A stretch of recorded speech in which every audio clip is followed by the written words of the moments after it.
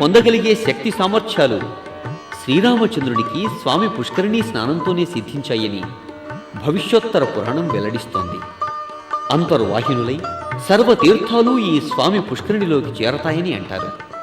తనను సమీపించిన భక్తులను వాత్సల్య వాహినిలో ముంచెత్తి వారికి అంటుకున్న కలి మలినాల్ని ప్రక్షాళనం చేసి వేసే కామధేనువుల కళకళలాడుతూ కనిపిస్తుంది స్వామి పుష్కరిణి.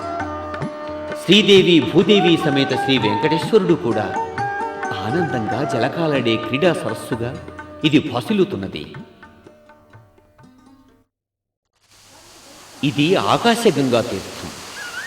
తిరుమల ఆలయానికి 2 మైళ్ళ దూరంలో ఈ ఆకాశగంగా తీర్థం ఉంది. ఇక్కడి జలాలు దేవతలకే నూరూరిస్తాయి.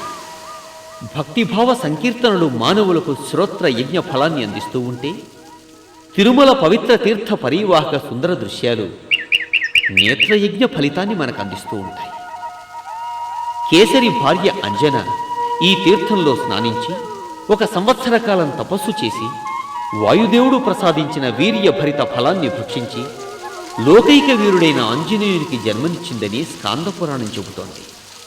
మేషమాసంలోని చిత్తా నక్షత్ర పూర్ణిమ ఈ తీర్థ పర్వదినం.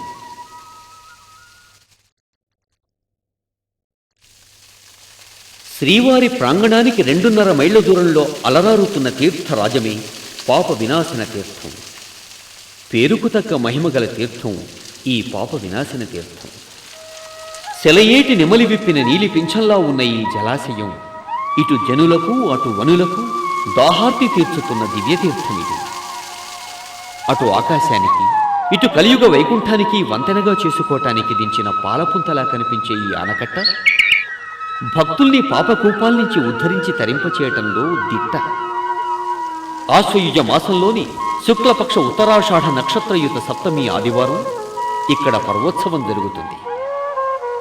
బ్రహ్మ రాక్షసులు ఆవహించిన వారు కూడా ఈ పాప వినాశన తీర్థంలో 3 రోజులు నియమపూర్వకంగా స్నానం ఆచరిస్తే బ్రహ్మరక్షో బాధలు తొలగి స్వస్థచిత్తులవుతారని స్కందపురాణంలోని సోదాహరణ గాథలు చెబుతూ ఉన్నాయి. తిరుమల నంబి ఈ తీర్థ జలాన్ని స్వామివారి అభిషేకం కోసం ప్రతినిత్యం తీసుకువెళ్లేవాడు. ఇది గోగర్భ తీర్థం. ఇది శ్రీవారి సన్నిధికి 2 కిలోమీటర్ల దూరంలో ఉంది.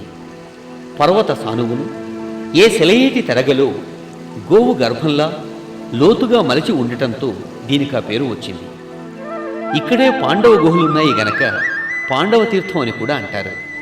ఈ తీర్థాన్ని సేవిస్తూ సంవత్సరం రోజులు గడిపే పుణ్యయోగం చేత యుద్ధ విజయంతో పాటు రాజ్యప్రాప్తి కూడా సిద్ధిస్తుందని ధర్మరాజుకు వచ్చిన స్వప్నం ప్రకారం అవి సంభవించాయిట.